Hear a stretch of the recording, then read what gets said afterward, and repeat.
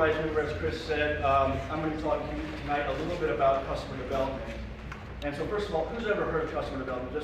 Just I want to get a sense of like what this is. Okay, so who's ever heard of Steve Blaine, customer development a little bit? That sounds good. My goal here is to try to give you a set of steps or a little bit of a recipe for trying to do a better job of achieving product market fit in order to help reduce the product risk and the potential for failure for your company. Well, first of all, I'm going to talk about Steve Blaine a little bit. He's a serial entrepreneur, young whoever he is. He's returned over $1 billion to his investors. He's kind of a modern day Peter Drucker. I was heard he subscribed to his show. A very dynamic guy. He also teaches entrepreneurship at Berkeley, Stanford, Caltech. You guys might have heard of the Lean Startup, also a very popular book around here. He was actually Eric Ries's teacher as well, so I can kind of consider him the father or the godfather of the Lean Startup. Myself, I'm Wilton Risenhoover. I'm an entrepreneur located here in Los Angeles. My first company was an internet radio station, a lot like what Pandora is today, except it was in 1996, so perhaps a little bit early in the great landscape. I also have an MBA from UC Anderson, and I teach entrepreneurship at UCLA. A lot of the reason I got involved with this subject matter is because I actually founded a company that didn't have product market fit. I spent a lot of money building a product, a year and a half building a product, and then launching it, only to find out that people I was trying to sell it to weren't interested in buying it. And when it came time to try to pivot, I had basically run out of cash. And so my goal in learning more about this process is to try to help prevent other entrepreneurs from doing the same mistakes that I had. I also teach a class called Startup Weekend Next, which is a new program by the Startup Weekend people. It's a 5-week intensive program for entrepreneurs. We meet every Wednesday for about 3 hours, and we basically have a collaborative environment where entrepreneurs can come in with their teams and actually go through the customer development process in an intensive kind of peer supported environment. Daniel Wall is the coordinator for this program here in Los Angeles. So if you have any more questions about that, you can walk with him or to meet after the class. So, why customer development? Some of you have probably seen the stages of the startup here. On the left-hand side here, you may or may not be able to read this. I'll go ahead and kind of give you a description of what I'm talking about. On the left side here, you have the stages of a lean startup, which is what we want to achieve. On the right-hand side, you have kind of the old model of a startup, which includes most notably this middle box called the Valley of Death. Has anybody heard of the Valley of Death? Okay, so let me kind of show you what the Valley of Death is. Okay, this is a graph I found on the internet just to search for Valley of Death. This is basically the old way that startups used to be created. This is how companies used to be created in the Silicon Valley. This right here, it's got financing along the top. So you've got 5,000, 50,000, 50,000, 500,000. You're talking about $50 million going into this Valley of Death. And you're not certain that a company's going to make it out of there alive. And this is how startups were launched over and over and over again in the Silicon Valley and around the world. Steve Blaine sat down and said, there's got to be a better way to do this, because startups fail all the time. And so what's the process? If we can improve this process of product development, customer development, and launching startups, how would we do that? And so that's what we're going to talk about today. We're going to try to provide you with a process for avoiding this Valley of Death and being able to launch your product knowing that you have real customers ready to sign up and write you checks. That's the goal. So Steve Blaine says, no business plan survives first contact with customers. I might have heard this before, but it's true. All the thinking that you do, all the ideas that you have in your mind about your business are all just fiction, really, until you actually talk to a customer. I know it's hard for a lot of people to stomach, but it's a fact. And so you need to be spending your time getting out of the building, talking to customers to validate your hypothesis and to validate your ideas. So this is the customer development process. It's 4 steps, and this is where he gets his book. The first step is the epiphany. Most of your time is going to be in steps 1 and 2. In fact, most of your time is going to be in step 1. Now, how many of you here have a product idea already that you're working on? Okay, how many of you have customers? Okay, how many of you guys have gone out and done any kind of customer validation? Okay, good, excellent. So have you done product solution fit already, or problem solution fit? Okay, do it right now. Okay, great. So in this first box here, the goal that you're trying to do is just to make sure that the problem you're trying to solve is a real problem, or the solution that you're trying to provide actually solves a problem that people want to buy. And then you're going to propose a minimum viable product, and then you're going to present it to potential customers. You're not going to go out and try to sell it, you're just trying to validate your hypotheses here. And in the second box here, your goal is to try to prove some type of product market fit, and more importantly, prove that the market that you're trying to solve, the market that you're trying to serve, is a big enough market to support your business. And that you can generate a repeatable, predictable sales channel. Because that's one of the things that people forget. You might have a problem, you might have a solution, but if you can't figure out how to sell it in such a way that you can make a profit, you don't have a business. And I've seen this happen before as well. People have a great product, people have a great solution, people think they have a sales team and a sales channel, but the cost of customer acquisition is more than the customer lifetime value of the product. That does not equal a business, does not equal a successful business. So you have to figure out how to solve this problem, and that's part of customer validation is. So this is basically those three stages. Let me go ahead and tell you what customer creation company is. In customer creation, you've obviously completed the first two steps successfully, and you're going to go out and you're going to build a real company. This is the point at which you actually go out and hire a VP of sales and a sales team. And you actually go out and start positioning your company, and you actually start growing your company. This is the point at which you get venture funding. Okay, so VCs want to invest in companies that have proven scale or have proven concepts and want to scale. This is where the customer creation step is. And in company building, this is where you start building departments. And you start creating processes and standard operating procedures and all of those things that you do whenever you grow big companies. Some of you might not like that. Some of you might decide you want to go off and do something else by the time you get there. But that's the last stage in the 4 steps of the 15. Questions about this so far? If you have questions, please raise your hand and ask. This is those same goals here, kind of recap here. So, again, customer discovery, proving that the product solves a problem for an identifiable group of users, customer validation, prove that the market is scalable, and large enough that a viable business can be built. Our focus for today is really going to be on the first 2 steps here.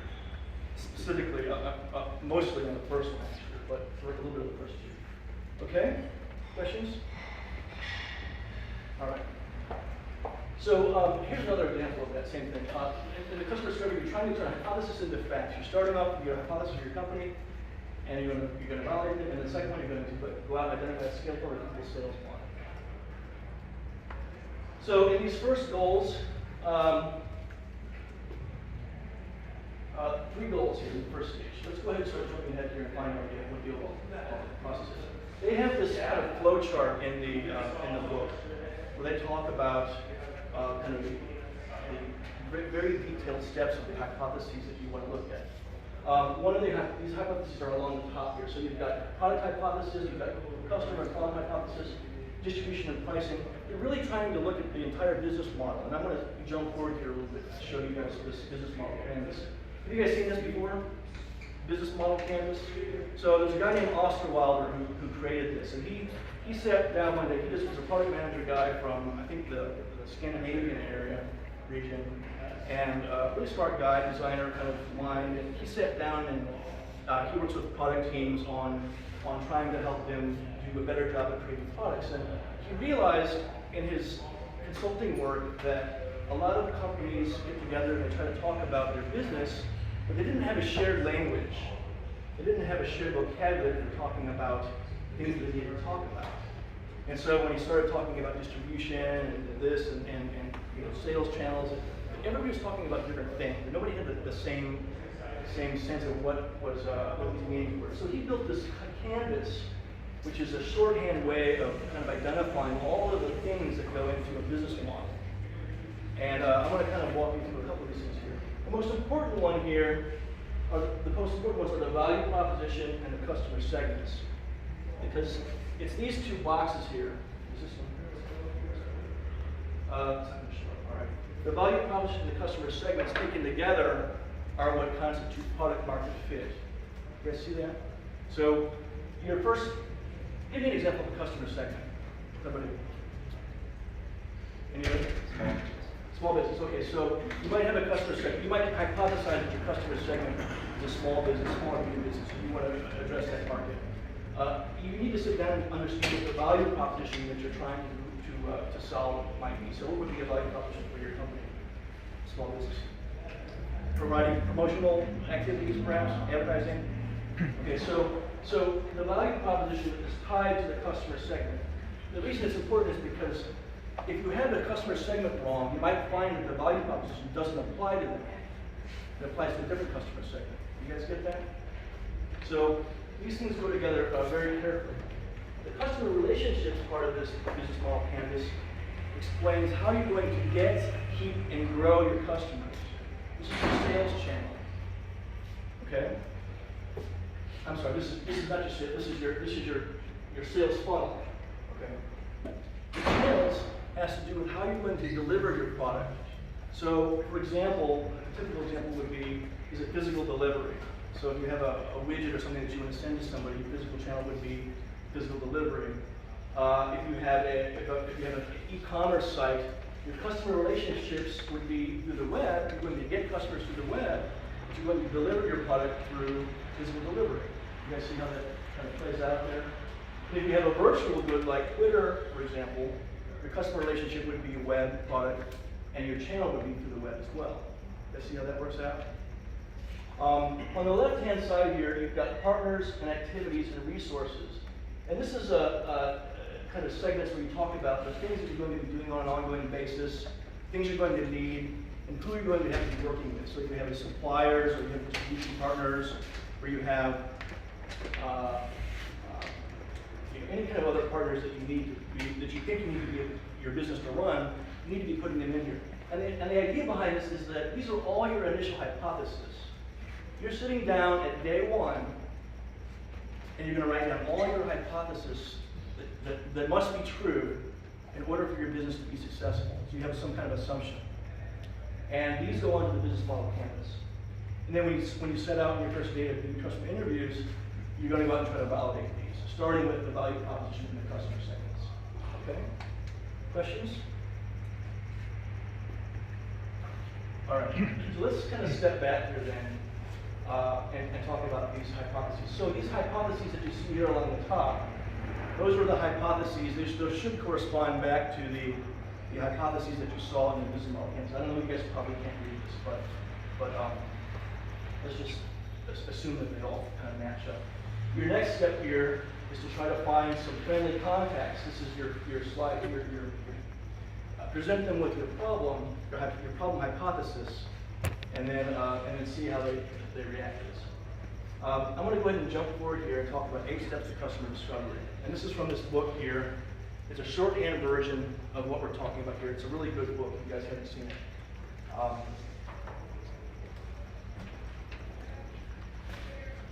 In this first step, you want to document your customer problem and solution hypothesis.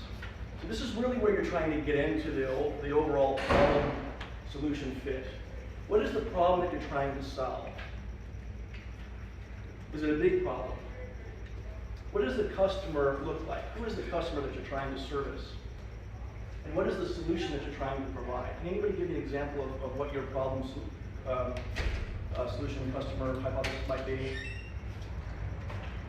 Nobody? Okay, let's hear it. Sure. So I'm working on an outsourced software development. Okay. So trying to find validate that I think it's Okay. So who's the customer then? Customers could be any startup early stage company Okay. and developers. Okay. And the problem? Problem is they can't find developers in LA. They're expensive. Outsourcing overseas is difficult. And the solution is you have some developers. LA some based services. developers. Yeah. Okay. Anybody else? So how do you validate that, I guess is the question. This is a hypothesis that you have that your problem is a real problem and then your solution is going to be a real solution, but how do you validate that? So I've started to talk to folks who are in the accelerator world. Okay. Are you finding it hard to find developers or quality outsourced customers? Okay. The answer is yes. And then say, well, what are the issues that you're facing to make sure our solution can satisfy? Okay. So I'm now at that stage. Okay. Anybody else want to share their hypothesis here? Nobody? Yeah, go ahead. We have a line of clothing that's in Whole Foods, and we're finding that it's primarily purchased as a gift. So it's primarily for upper income, nature. Okay, sure, okay. So the thing to keep in mind here is that people tend to jump, especially entrepreneurs tend to jump towards describing a product in this stage here. And I want to caution you guys to not do that. You guys have this idea in your mind, you jump straight to a product, and you want to sell your product, and then you need to step back here. Let me give you an example I'd like to use at UCLA, which kind of describes a problem and a solution. My grandmother has fallen down twice, and she's broken 2 hips. She's, getting up in age, and she's at home alone a lot, and so we have a problem in that she needs to be monitored. This is a problem that a lot of families have, and it's a very serious problem. It's a life-threatening problem. How do you solve that problem? Can you give me some examples on what would possibly solve that problem? Homemade.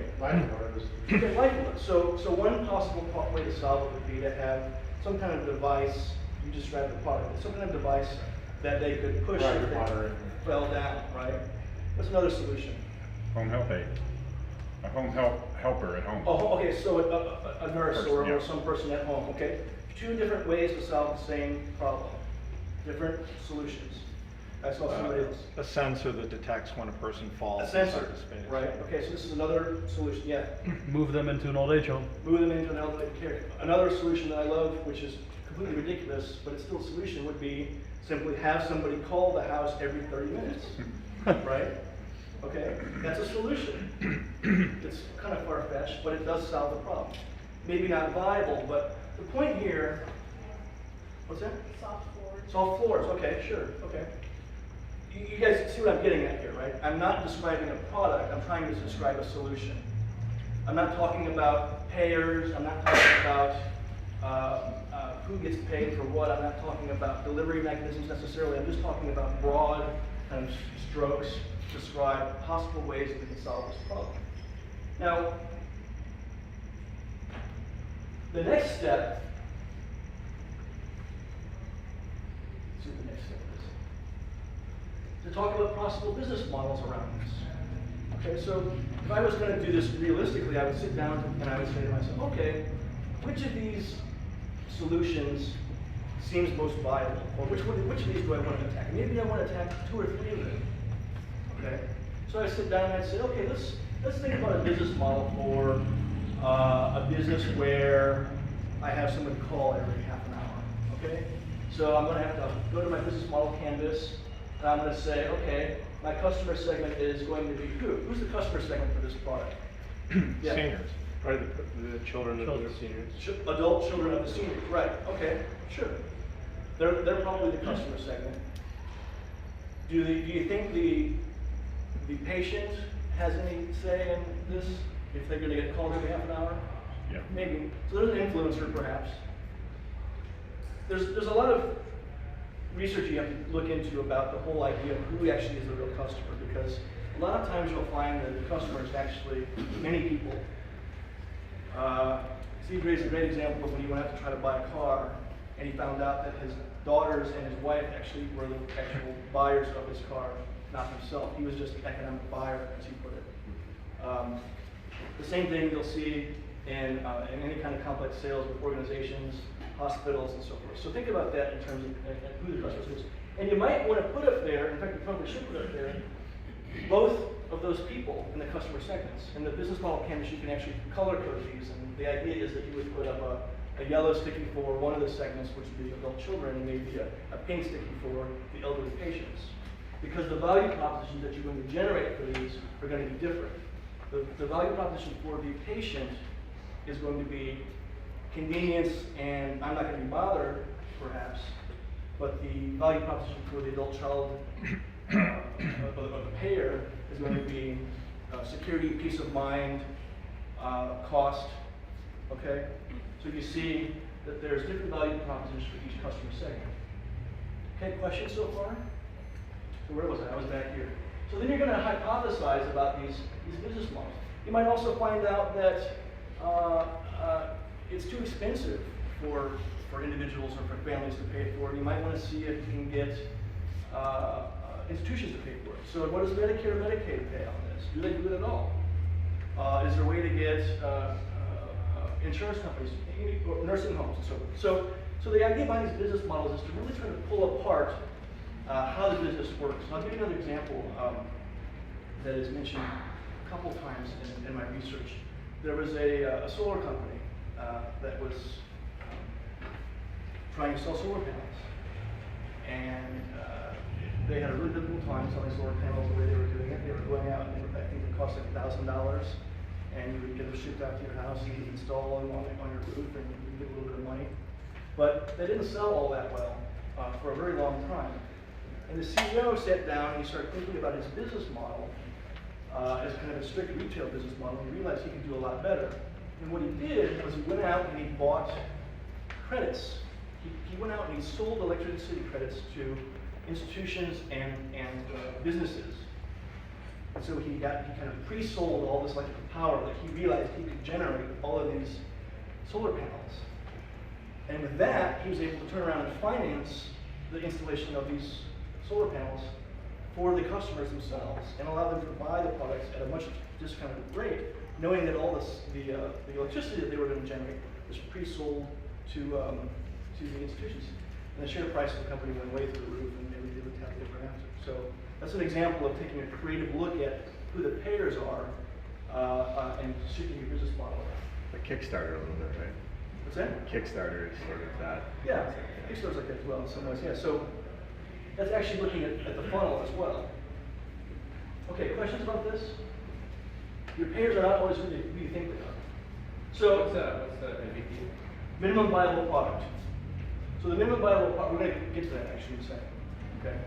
But basically, it's going to be the smallest number of features that you need to be able to get this product off the ground. Smallest number of features. And in the old way of doing things, the product manager would sit down and do his thinking and think about all the products that he would need to have a completely launched product, a product that would be suitable for the entire market. And the problem is that they would run out of money building that product. And in an MVP world, you want to find a minimum number of features required to service one customer or two customers. It's a very different way of thinking. And that might not even be a full product. It might just be wireframes. If it's a website, if it's a web product, it might just be wireframes. So the second step here is to find prospects. You want to start preparing to go do your interviews. These are, we call them prospects because these are our potential customers. You start off with your friends and family and LinkedIn. I use LinkedIn a lot. I get on LinkedIn and I think to myself, who would want to use this product? And I get on and I try to find companies. And I find who is the person that's closest to me. I send them a LinkedIn request and I say, hi, I'm a researcher, entrepreneur. And people respond. People want to help you. And you say, listen, I just want to spend a few minutes with you talking about this idea. Would you please take a call? And sometimes I have to be persistent. If they don't respond, within the third time I email them, I give up and I go to somebody else. But usually, I'll get a phone call from somebody.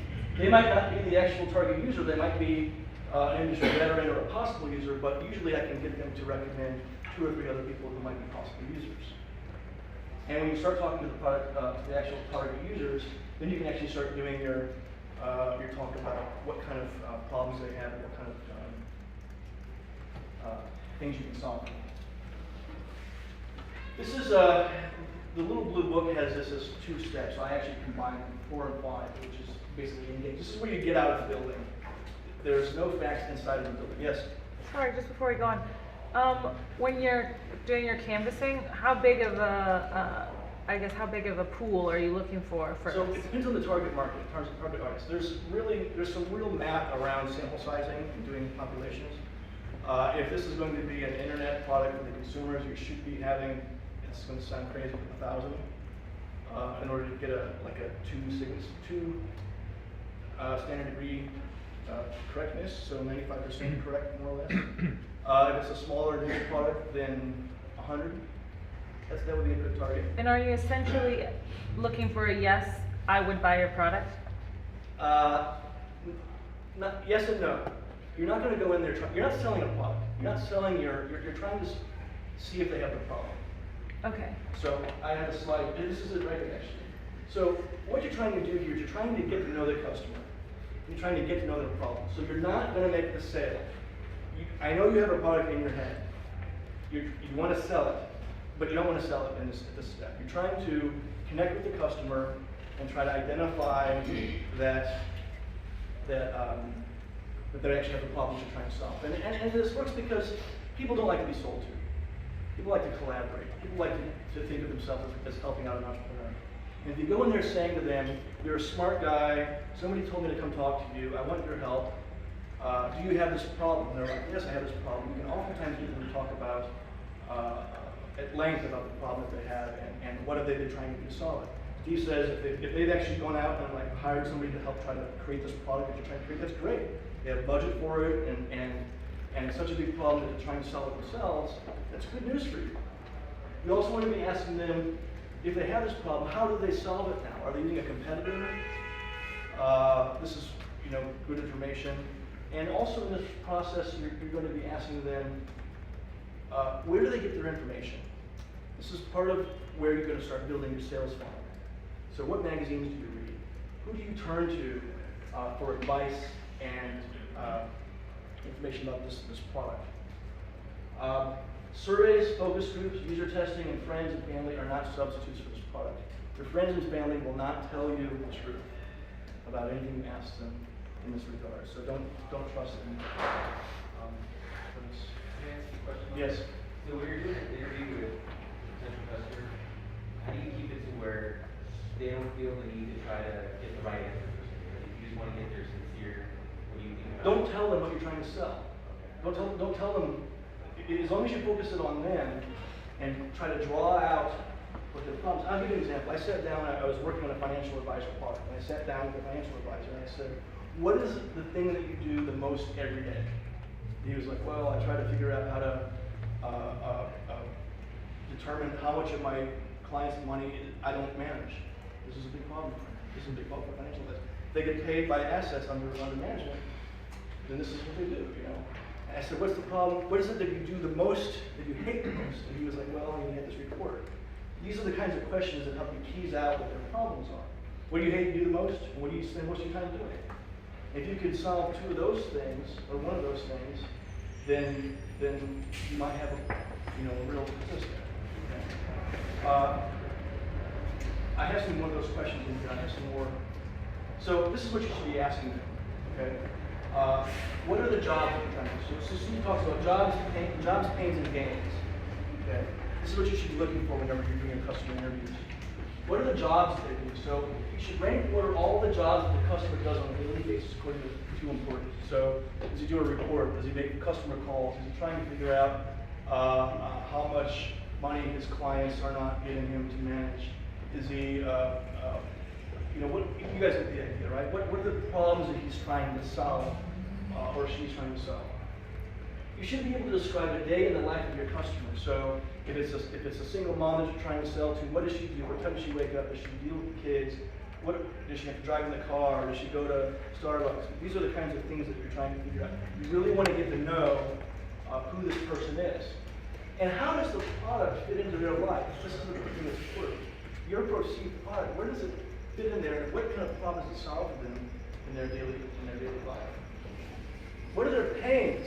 What are these undesired costs and situations, risks, negative emotions, fear of losing a job? These are all kinds of, this is the real juice here that you're trying to dig out. Okay? And then, what are the gains? This can be thought of as like kind of emotional responses to, that you're trying to achieve. What will make them happy? What are the benefits that the customer expects from a product that would solve this problem? How do they measure success? So, if you could reduce the amount of time they spend on a problem by 10%, is that success, or is it got to be 50%? The performance measures that they have. They're looking for features, quality, and then what would increase the likelihood of them adopting the solution? These are all the kinds of things that you're trying to understand from them. Notice that you're not talking about their product. here at all. You're trying to understand what the problems are and the solutions.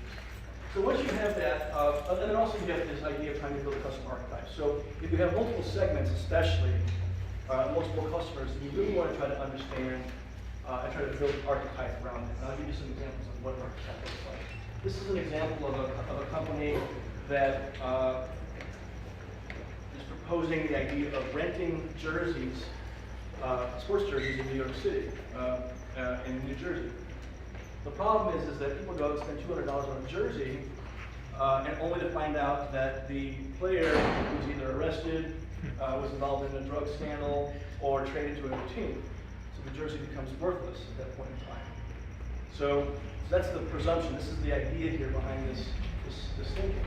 So if you can rent a jersey, then you might be able to reduce the risk of being stuck with a $200 jersey that's worthless now. This is the idea. This is the idea. So they went out and they did customer interviews, and they found out that they had 3 potential customer archetypes. And they found out that there were actually people who would pay for this. So they've got price points, and they have a whole bunch of really interesting information. This information, by the way, and I have a slide at the very end that talks about this. There's a Udacity lecture. You guys heard of Udacity, UDACITY.com, How to Grow a Startup, which is a great course. If you guys get time to take it, and you'll find a lot of what I'm saying there repeated there. But they talk about this case study here.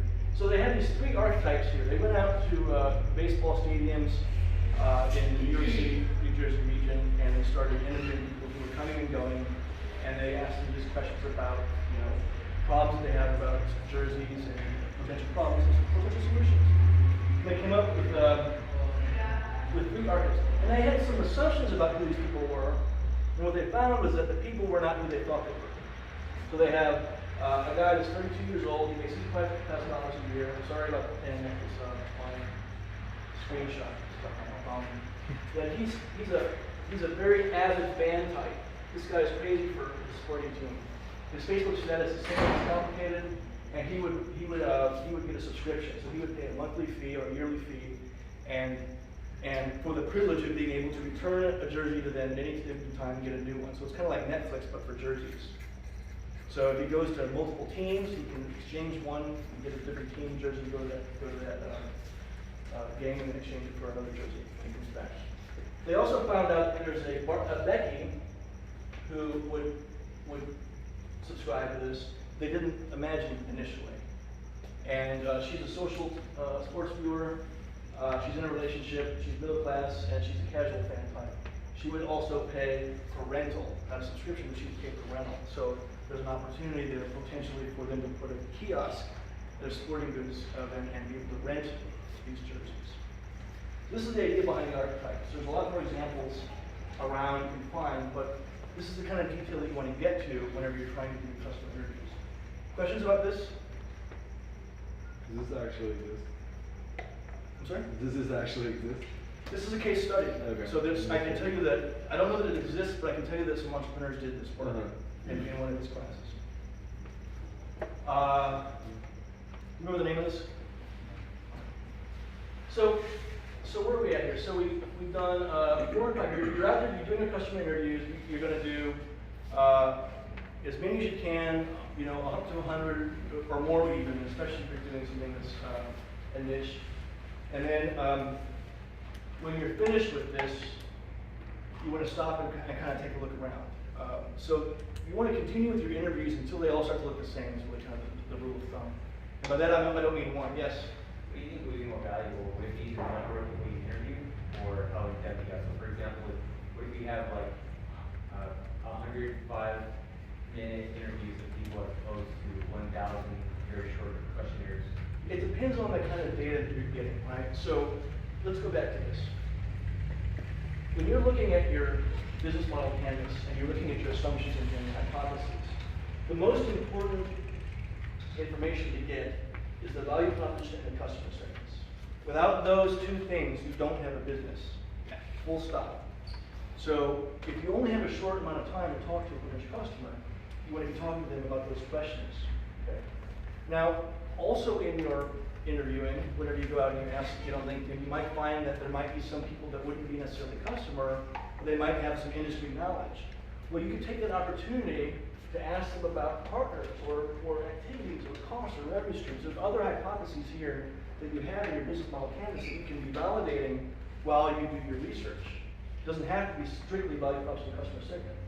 The point is that start with the things that will kill your business if they're wrong.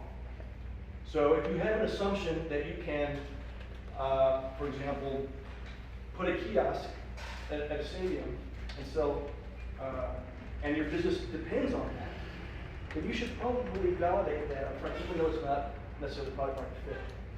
Or if you have an assumption that you can, I don't know, you get the idea though. You have these basic assumptions upon which your business must succeed to be true. Questions about that?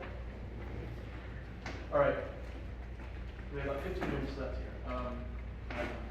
So, archetype example. So, at this point, you're going to stop. When you start seeing common data and common results from your interviews, you want to stop and kind of look around and kind of start trying to pull the information out of here. I've had students come to me and say, I went and talked to a hospital administrator and he said that this is a terrible idea, and so therefore I'm going to pivot. So that's a sample size of 1. Okay? And that might be right. It might be that it's a terrible idea. But I would not pivot and assume that sample size of 1 is a valid number at all. I would continue to try to reach out to other hospitals or other people in the market. If you find out that 10 out of 10 are that way, then maybe you're getting some. I used to, when I was working on a consumer product, I'll give you another example of what I did. I would pitch this idea. I would pitch the ideas to, or problems to cab drivers. Cab drivers love talking, and they love talking to people. And I would pitch it to cab drivers and people on the street. And I figured if I pitched it to 10 people, or presented the problem solution to 10 people, and 9 of them got it immediately, then that's a good idea. But if I spent my time trying to explain the problem, and it was like, trying to kind of bring them up to speed on what the whole solution is, and a lot of, then maybe it wasn't such a good idea. If 3 of the 10 got it, then it was probably a bad idea. But you can kind of get a sense, especially if it's a consumer product, just by going out and talking to people on the street, pitching them on the problem and the solution, and seeing what the responses are. Questions about that? Yeah. So one of the concerns I have is if you're asking the right questions, because I remember when I worked at a different organization, I would do all their surveys. Yes. They were just front line, but sometimes the questions that they had were either redundant or just I didn't feel really fit the need. So Right. the question of area is So survey design is a real problem, right? If you're going to be designing a survey for them to respond to, then it's tricky. That's really tricky. Part of this process is not really getting them a survey, it's letting them speak. You're trying to do kind of like qualitative,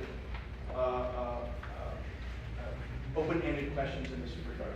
At some point later on, once you have some hypothesis, then what you can do is, let's say that you talk to 25 people and your product is for and you have some hypothesis that you think that single mothers tend to have, this, you can go out and then do a survey, perhaps, using like Ask Your Target Market. I don't know if you've ever heard of Ask Your Target Market, but they actually have a survey. It's like SurveyMonkey with the audience built in. So you can say, create your survey, and then say, I want, men of between 40 and 50, or women this, or children this, not children, but the idea is that they'll actually take your survey, you'll pay them, for taking the survey. In that case, you would go out and have 1,000 of them take that survey, and it would show you with a little bit more statistical relevance if your ideas and hypotheses are actually true nationwide. So, but to answer your question, the goal would be to try to keep this more open-ended at this stage. Focusing on the CPS assumptions. So ultimately, you're going to find out that you've got the right customer, in which case you're on the right track, or that your results are very mixed. Maybe you don't have the right customer, maybe you don't have the right problem solution fit. And in that case, you're going to go back and you're going to rethink what your business model is and start from the very beginning again. Okay? Question? Has anybody ever done that? Has anybody decided to kind of go back to the drawing board and start from scratch or pivot? Yes? Good. Okay, so you're the honest guy here, all right. Good, okay. So, here we start talking about the minimum viable product, okay? If you've made it through this kind of customer interviews and you have a bunch of people that say they have this problem and that your solution that you're describing to them is wonderful, then you can start putting together an idea of a minimum viable product. And this might be wireframes, and in fact, I would encourage you to put together wireframes to start off. A lot of software companies that I advise, I say go out and get your wireframes, and I advise just a couple days ago.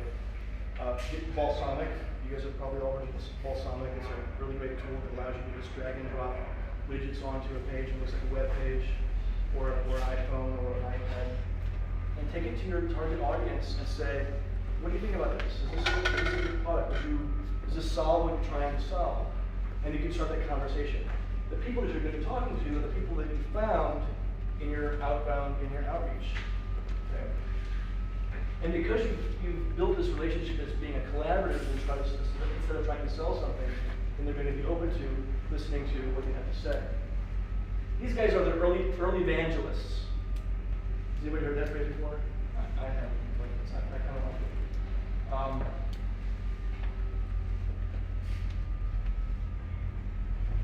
And also at this stage, you're going to be asking them, how is this valuable to them? You're going to be trying to understand how big is the problem with the idea that you can at some point start to put a price tag on it.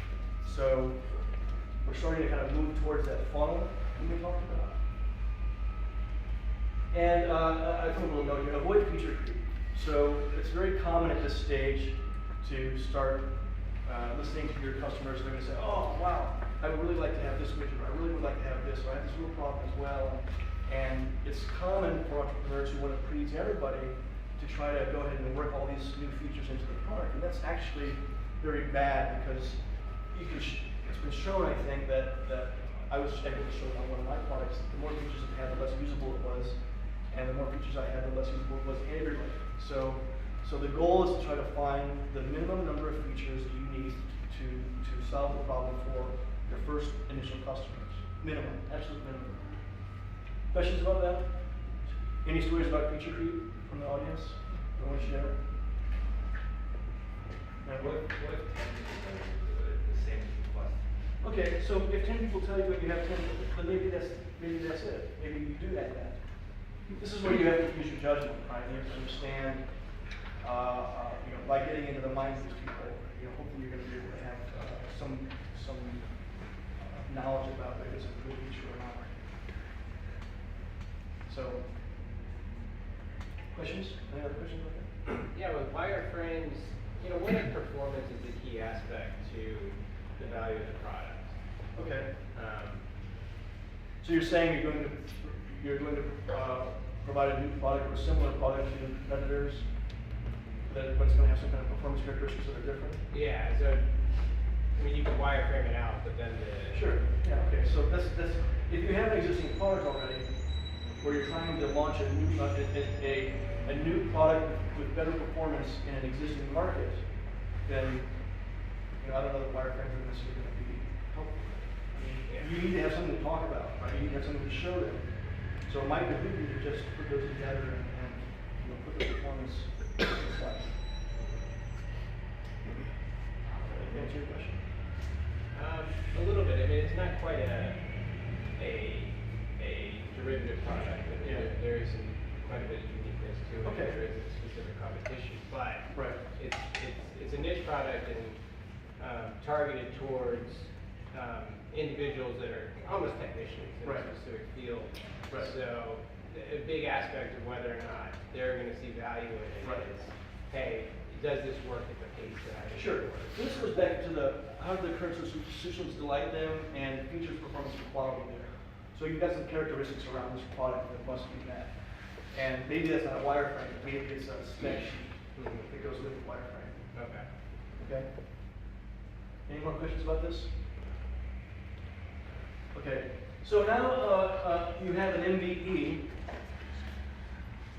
minimum viable product, and you're going to step on to the kind of the next phase of this. If you've been following along, we've just finished discussing the customer discovery, which is the very first step.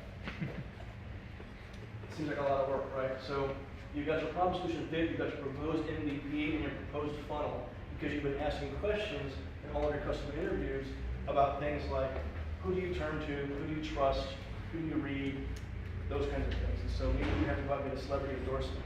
You know, LA is a famous city for getting celebrity endorsements, right? Now you're going to do customer validation.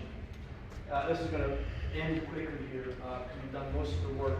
But in the customer validation stages here, you're really looking to do one thing. You're trying to create a repeatable sales roadmap where the sales and marketing teams are going to follow on later on. Okay? So in this case, you've got some customers already, and you're going to sell them. This is a big flow chart for customer validation. In this scenario here, you're actually going to go out and start building your product. Build that minimum viable product. If it's just wireframes, you're actually going to build the product now. And you're going to take it to the customers, and they're going to install it. And they don't have to necessarily pay you a check right then, but they have to realize this is not a free product. They're going to be paying for it at some point in time. And then you're going to ask them for feedback on that product. This is where you start kind of the old traditional product management. And then after you sell to a couple people, maybe you have channel partners that you have to deal with. Maybe this is, maybe you have like if you have a web product, maybe you need to find like Google Shopping. Maybe this is a channel partner that you need to bring on board. You're going to start reaching out to these people. Or maybe you have a retailer that needs to come on, or a distributor. This is when you start just selling to these kinds of organizations. Then you're going to develop your positioning.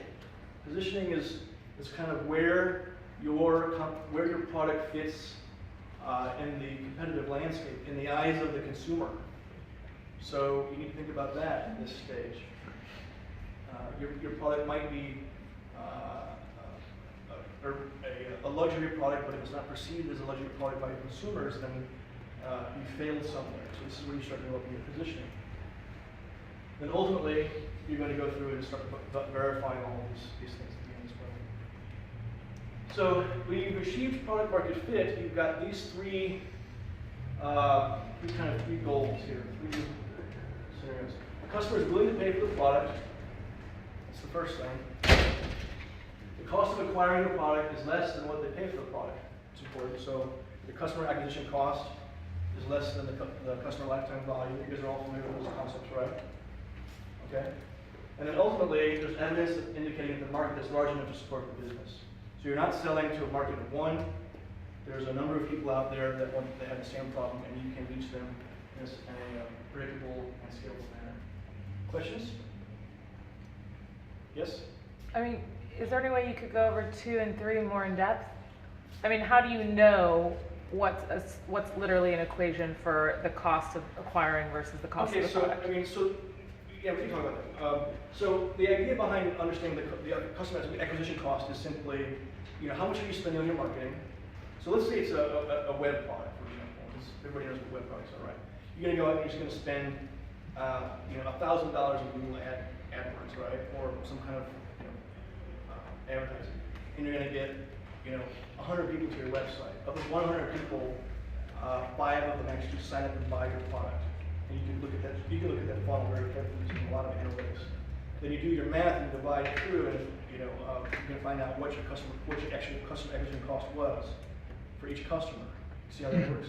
You divide that $1,000 by 5. Remember that's so, and that's in theory when you first start off, it's going to be very high. Maybe you haven't got the right channels, maybe you don't know the right advertising model, but ultimately you want to be able to break that down to the point where the product that you're selling is actually less than the customer acquisition cost. So if your customer acquisition cost is $175, but the product you're selling is a $10 a month service, and your expected membership is only 12 months, then that's not a viable business.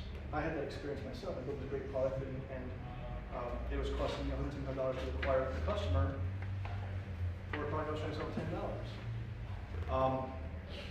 $10. So that's something that you have to figure out. If you're going to be selling high-touch products or services, so let's say you're selling drugs, pharmaceutical drugs, you're going to pay a sales rep to go to every doctor's office right? That's expensive. It's expensive, right? But they're making a lot of money from that. So the customer lifetime value of getting a doctor on board is so high that they can afford to send an army of drug reps out, you know, to sell this product. It just kind of gives you a sense of what you're talking about. On commission, too. On commission, right? When you look at places like, if you ever tried to buy ads for people, for you know, men who liked the Wall Street Journal on Facebook, like I have, you'll find that a click-through rate costs $6 in some cases. Okay, so who else is buying those ads? Fidelity, you know, Schwab, brokers, right? If they can afford to pay $6 for a click-through for a guy, that shows you what the customer lifetime value of that customer is for these guys. It shows you how much money they're making off of you and I, really. And it really gives you a sense of that. So think about that. When you're looking at these ads and trying to figure out your customer acquisition costs, you really need to look at it in relative to your customer lifetime value. Yes? Is it revenue or really your margin? Because you're assuming a product that doesn't cost much to deliver. But if you're making like a widget, you really want to look at the You want to look at the profit, yeah, the profit, yeah. It has to be profitable, yeah. Now, you could find out that, you know, the customer lifetime value is very large. I mean, in some cases, companies that had a customer lifetime value of $10,000 or $20,000, you know, you can spend a lot of money on marketing to acquire those customers. Okay, it's all relative. Did I answer your question? Okay. All right, so here's product market fit. Well, we've got about 10 minutes left. I was told that we should have some time for Q&A, so I'm going to go ahead and push this last. Thanks.